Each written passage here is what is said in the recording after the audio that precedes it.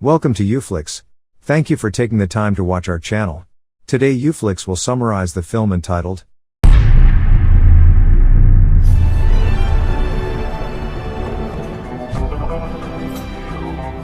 Cerita dibuka dengan memperlihatkan perjalanan kehidupan bayi yang terbuang dan ditemukan oleh kedua orang miskin yang akhirnya mengadopsinya menjadi anak mereka. Bocah itu kemudian tumbuh menjadi anak yang patuh pada orang tua. Ia juga belajar pada seorang Shaolin legendaris yang membuatnya mempelajari jurus-jurus yang tak terkalahkan pada saat ia masih kecil.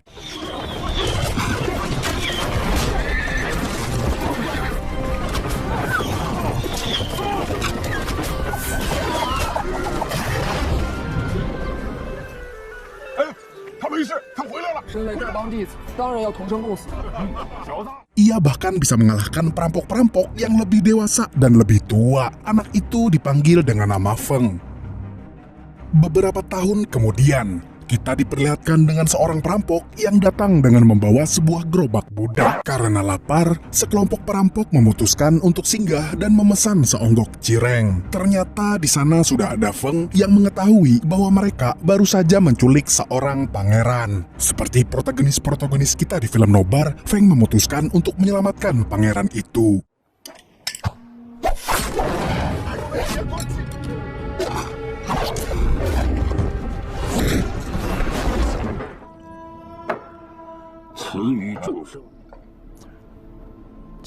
Setelah mengetahui bahwa lawannya adalah Feng, perampok tersebut memutuskan untuk mundur.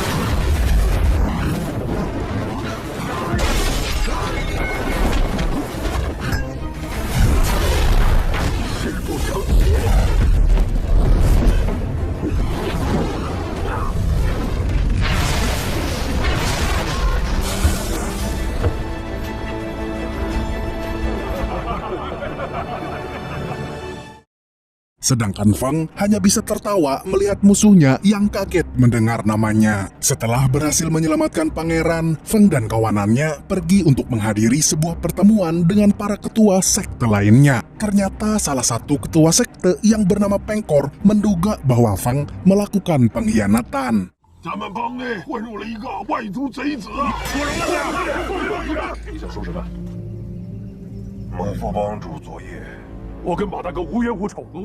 Feng dituduh membunuh salah satu kakak tertua dari sektenya. Pengkor menunjukkan sebuah bukti berisikan surat terakhir yang ditulis oleh kakak iparnya sebagai saksi yang melihat Feng melakukan pembunuhan itu. Di sana juga ada istri dari kakak tertua yang dibunuh oleh Feng yang akan kita panggil dengan Kara. Tiba-tiba, kakek tertua pemimpin sekte mereka datang ke sana.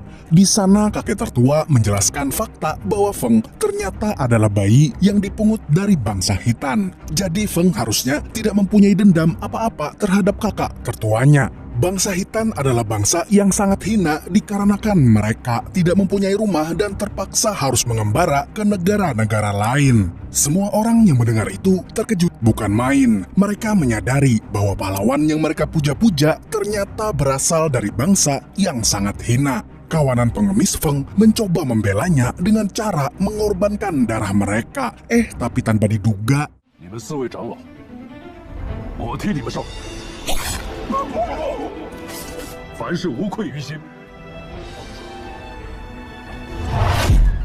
setelah itu, Feng memutuskan untuk pergi mengasingkan diri.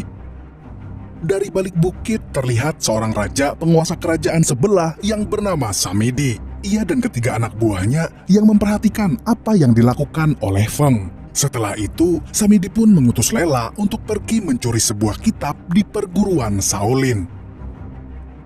Feng memutuskan pulang untuk bertemu dengan kedua orang tua angkatnya. Ia ingin bertanya tentang kebenaran yang dikatakan oleh kakek tertua, tapi ternyata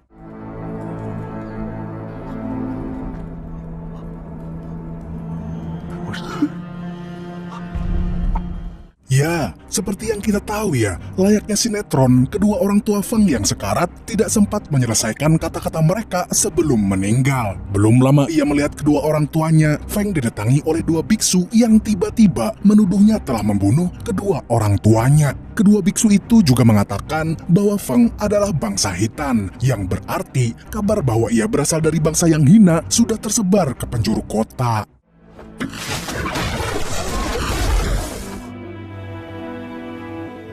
Setelah kita diperlihatkan Feng yang sudah memakamkan kedua orang tuanya, scene berikutnya menunjukkan sebuah kuil perguruan Shaolin. Guru besar Feng yang sudah terlihat sekarat tapi masih berdoa ditanyai oleh para pengikutnya siapa yang melukainya. Tapi Guru Feng tidak menjawab karena ia yakin orang itu akan bertobat suatu saat nanti. Setelah pengikutnya keluar, Feng menyelinap masuk ke tempat gurunya. Ia lalu bertanya tentang kebenaran asal-usul dirinya, tapi ternyata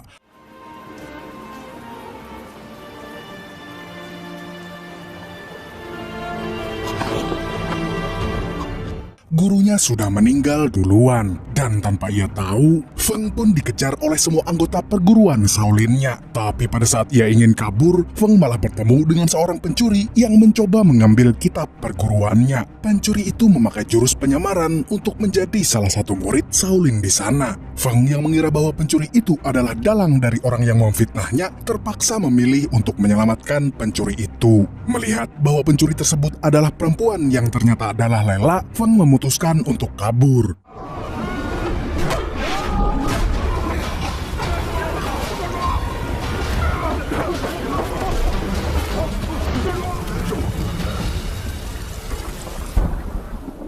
Malam itu, Feng mencoba menyembuhkan Lela dengan ilmu tenaga dalam yang ia punya. Saat Lela sudah sadar, ia langsung berterima kasih kepada Feng dan memutuskan untuk pergi. Kayaknya kok aneh ya. Tapi ternyata luka yang dialami Lela lebih dalam daripada yang mereka kira. Feng pun memutuskan untuk bertanggung jawab pada luka yang dialami oleh Lela. Dan beberapa saat kemudian, ia mengambilkan Lela baju untuk dipakai dan bakpao untuk dimakan. Di perjalanan mereka berdua, keadaan Lela makin memburuk karena luka yang ia terima. Feng yang melihat itu menyadari bahwa ilmunya tidak dapat menyembuhkan Lela sepenuhnya.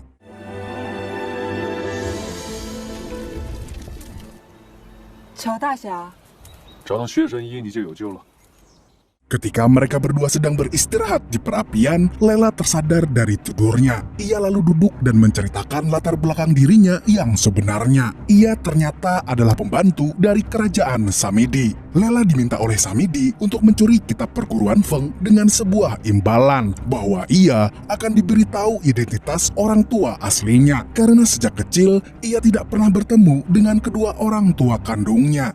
Mendengar itu, Feng lebih dulu menyarankan bahwa mereka harus bertemu dengan seorang tabib suci yang bisa menyembuhkan luka Lela. Lalu setelah itu, barulah Feng berjanji untuk menemani Lela mencari kedua orang tua kandungnya.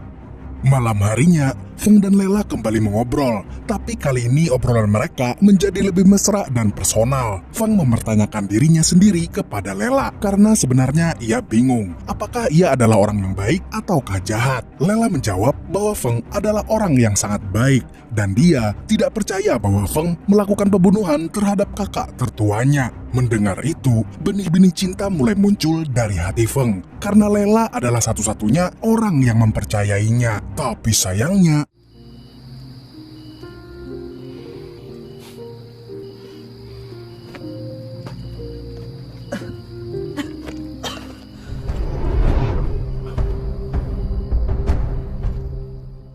Feng memutuskan untuk membawa Lela ke tempat tabib suci, yang dimana tempat itu sendiri lagi ditongkrongin oleh seluruh anggota sektenya yang lama. Melihat bahwa Feng datang pada mereka pun langsung menyiapkan semua peralatan perang untuk menyambutnya. Di sana sudah ada Pengkor dan Kara, yang lagi-lagi ingin membalaskan perbuatan Feng terhadap kakak tertuanya. Tapi melihat Feng yang datang dengan damai, tabib suci datang lalu menawarkan bantuannya. Karena ia adalah tabib sejati yang mengobati semua orang yang terluka tanpa terkecuali. Namun tabib suci memberikan Feng syarat bahwa jika ia mau Lela disembuhkan, ia harus menukarkannya dengan nyawanya sendiri. Feng yang mendengar itu mengiyakan permintaan tabib suci.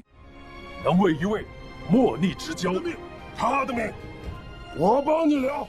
Setelah menidurkan Lela di tempat tabib suci, Feng pun mengadakan sebuah ritual untuk mengakhiri hidupnya. Ia meminta agar semua orang terdekatnya meminum alkihil alias arak bersamanya sebelum ia mati. Kara memutuskan untuk minum duluan dikarenakan ia salut dengan pengorbanan Feng yang berani mati demi seorang wanita. Disusul Pengkor yang masih tidak pernah menduga bahwa Feng berani membunuh kakak tertuanya sendiri. Dan yang terakhir adalah para petinggi sekte pengemis yang sudah ia anggap layaknya saudara karena sudah berjuang bersamanya selama ini. 仍然可以做好兄弟。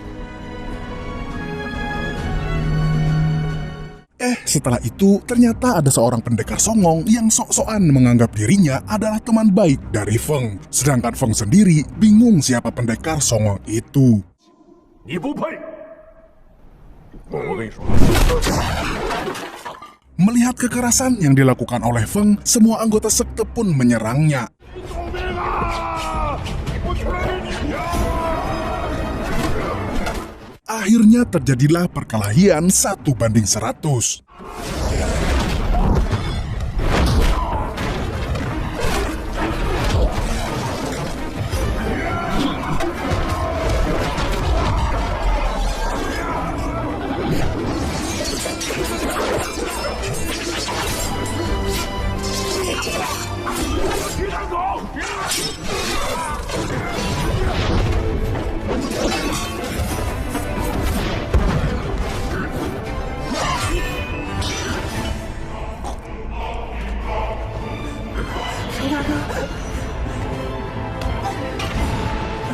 Di sana karena tahu bahwa ia secara resmi sudah membunuh identitasnya sebagai pahlawan, Feng menghabisi semua anggota sektenya satu persatu dengan brutal dan tanpa ampun. Ia juga memutuskan untuk melawan mantan teman seperjuangannya karena mereka ikut andil untuk menghajarnya.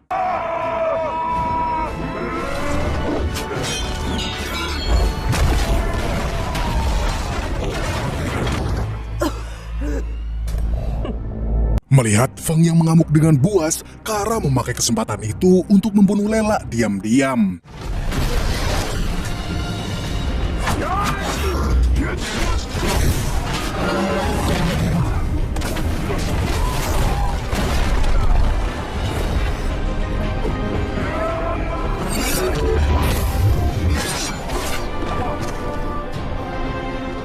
Tapi untungnya, Lela berhasil diselamatkan oleh tabib suci karena tabib suci sudah terlanjur berjanji pada Feng untuk menyembuhkan penyakit dan menjaga Lela. Tapi ternyata...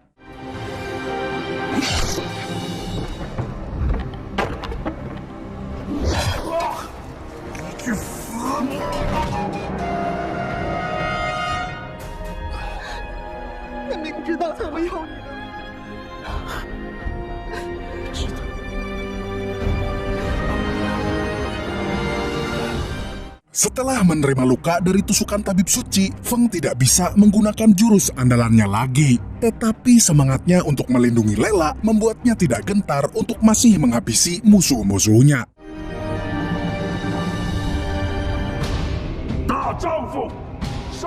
Ia hanya tertawa dan siap bertarung lagi. Dan seketika itu...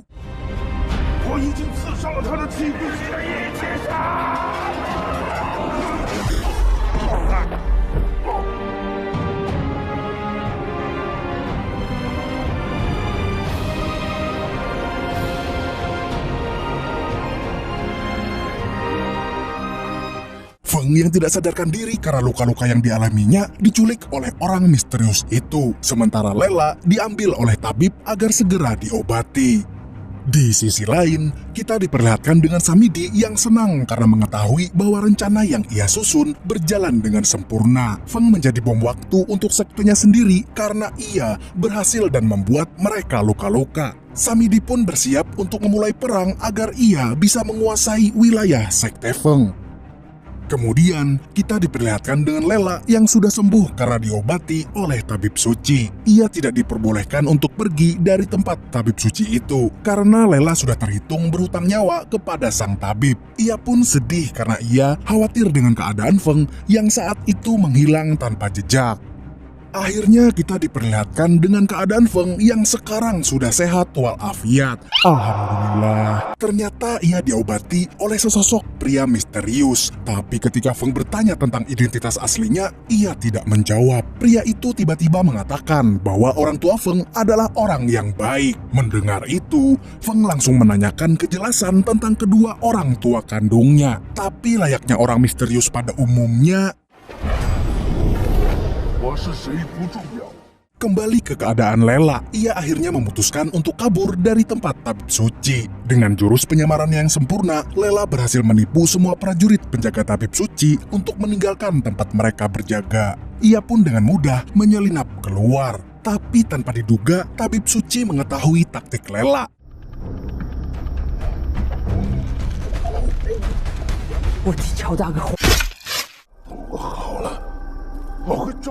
Tapi karena Lela sudah menduga apa yang diduga oleh tabib suci, Lela pun memutuskan untuk membungkam kakek tua itu dengan cara membunuh dan membakar kuilnya. Lela pun resmi bersertifikat menjadi pemudi yang kualat. Keesokan harinya, Feng datang untuk memeriksa tempat tabib suci. Tapi apa yang ia temukan hanyalah puing-puing hasil kebakaran ulah Lela. Dan tiba-tiba,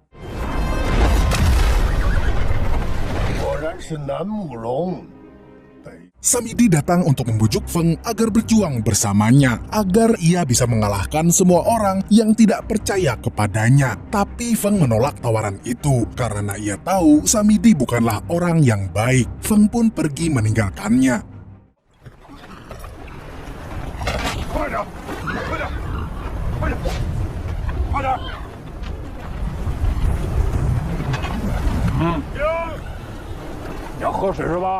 Perjalanan Feng terhenti karena ia bertemu dengan para tentara yang sedang membawa orang-orang miskin yang akan dijadikan budak. Feng yang masih mempunyai jiwa kepahlawanan langsung menghajar semua tentara agar bisa memutuskan rantai kesengsaraan para budak itu.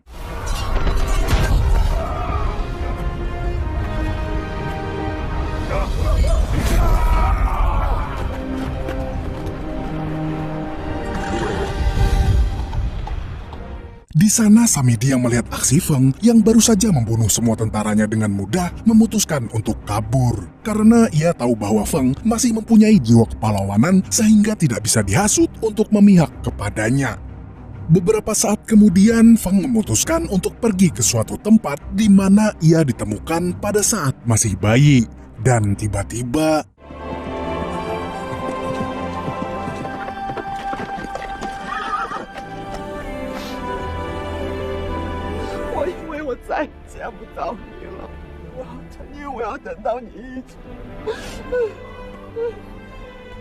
Lela pun menceritakan bahwa ia sudah berhari-hari mencari keberadaannya. Mendengar hal itu, Feng merasa tidak bisa menahan gelora asmaranya lagi. Ia memberitahu pada Lela bahwa ia akan membantu Lela menemukan kedua orang tua kandungnya. Dan setelah itu, mereka akan hidup damai di luar perbatasan kerajaan. Lela pun setuju, tapi Feng meminta Lela agar membantunya untuk melakukan sebuah rencana untuk menjebak Pengkor dan Kara yang menuduhnya sebagai pembunuh kakak tertua mereka.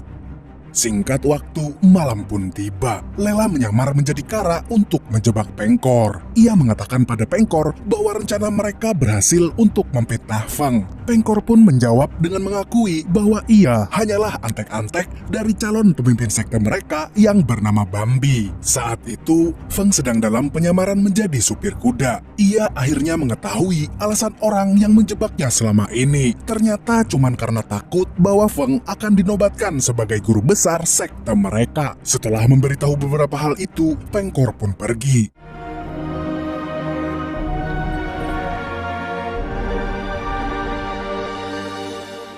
Ternyata ada udang di balik udang. Pengkor ternyata tahu bahwa ia sedang dijebak oleh Feng dan Lela. Karena setelah itu, ia bertemu dengan Kara yang asli. Mereka pun membicarakan tentang rencana mereka yang sebenarnya yang bisa dibilang kali itu berhasil.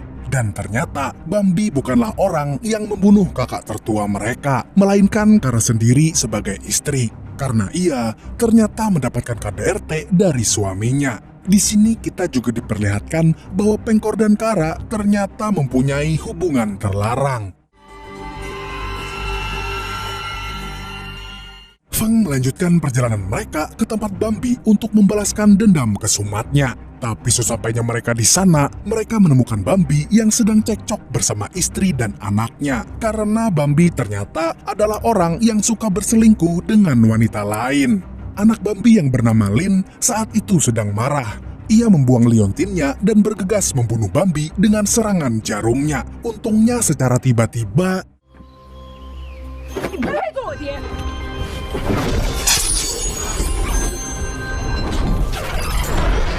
mengetahui bahwa ia sudah ditolong oleh Feng, Bambi mengundangnya untuk tinggal sementara di rumahnya. Feng yang melihat kesempatan emas itu menyadari bahwa ini adalah saat yang tepat untuk membalaskan semua dendam ke sumatnya. Di rumah Bambi, ia kembali adu mulut dengan istrinya.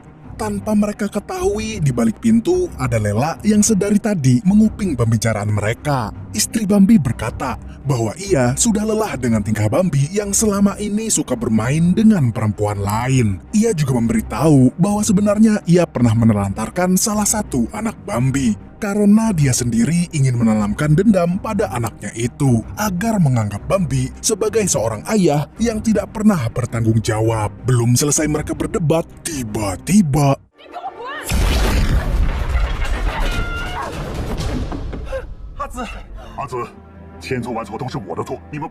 di saat yang bersamaan, Lela sadar bahwa ia adalah anak yang ditelantarkan oleh Bambi dan istrinya.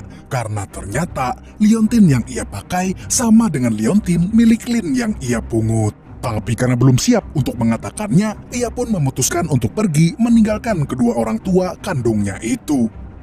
Di tempat Feng, Lela tiba-tiba bertingkah romantis kepada Feng karena dirinya sendiri mengetahui bahwa lelaki yang dicintainya akan segera membunuh ayah kandungnya. Lela pun mengatakan pada Feng bahwa ia sangat mencintai lelakinya itu, yang rela merawatnya pada saat ia sakit dan menemaninya pada saat ia ingin mencari kebenaran tentang kedua orang tua kandungnya. Feng pun kembali mengingatkan Lela bahwa kehidupan indah menanti mereka setelah selesai dari sini. Sehabis mengatakan itu, Feng pun lalu pergi untuk membunuh Bambi. Di kediaman Bambi, Feng tidak dapat menemukan Bambi dimanapun. Ia hanya bertemu dengan para biksu yang mengatakan bahwa aura dari Feng memancarkan niat balas dendam yang akan menghancurkan hidupnya sendiri. Tapi Feng yang kala itu sedang dilanda dengan kebencian tidak mempedulikan perkataan para biksu itu. Feng pun memutuskan untuk kembali ke perahunya, tetapi alangkah terkejutnya dia menemukan Bambi yang sudah duduk menunggunya. Feng pun mengutarakan semua kebenciannya pada Bambi, lalu tanpa banyak bicara, ia pun langsung menghajar Bambi dengan pukulan 18 telapak naganya yang ternyata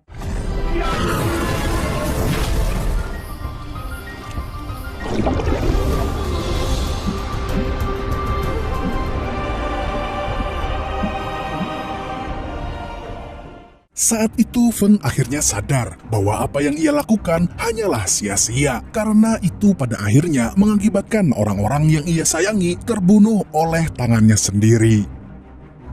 Setelah membawa pulang mayat Lela pada kedua orang tua kandungnya, Feng diceritakan oleh Bambi tentang kebenaran dari apa yang ia ketahui. Ternyata Bambi juga difitnah oleh Pengkor dan Kara, yang saat itu diketahui bekerja sama dengan Samidi untuk menggulingkan sekte mereka. Bambi bahkan mengakui bahwa ia tidak pernah membuat surat sebagai saksi kematian kakak tertua mereka. Mendengar hal tersebut, Feng bergegas ke tempat Pengkor dan Kara berada.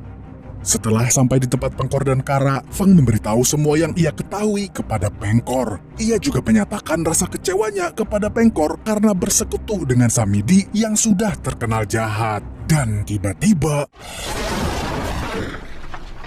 大女儿，我10死你！ Lin yang datang memberikan salam hangat kepada Kara yang mengakibatkan kematian kakaknya itu dengan cara menuangkan minyak panas ke wajah Kara. Belum sempat Feng dan Lin menyiksa kedua orang itu, tiba-tiba dari luar terdengar banyak prajurit yang datang. Pengkor yang mengetahui bahwa Samidi datang untuk menyelamatkannya kabur meminta perlindungan pada Samidi. Tapi ternyata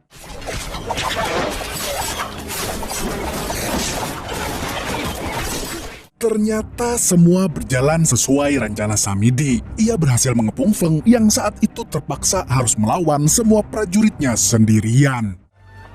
做我大燕国的工程师就来拿，等什么？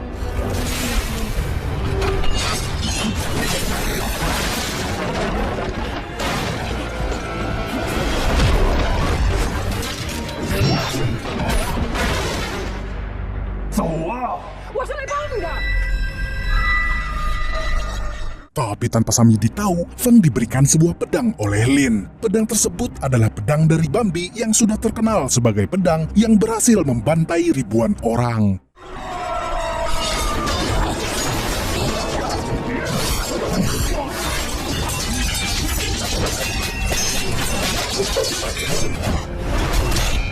Menggunakan pedang itu, Feng bisa mengalahkan semua prajurit Samidi seorang diri.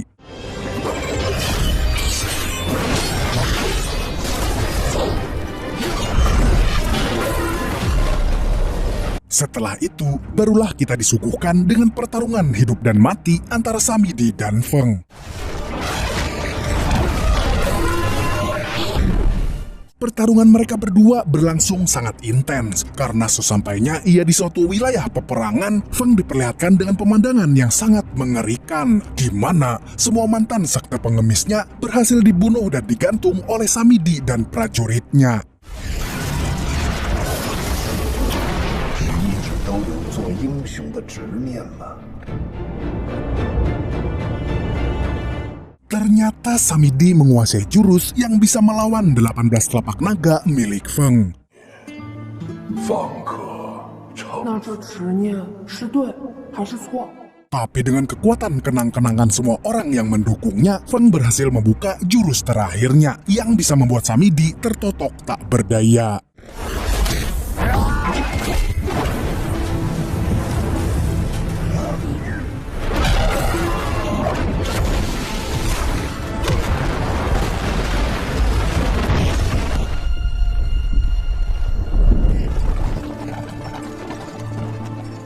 Setelah mengalahkan Samidi, Feng memutuskan untuk meninggalkan semua prajurit sekte pengemis yang saat itu datang memintanya agar berperang demi mereka lagi.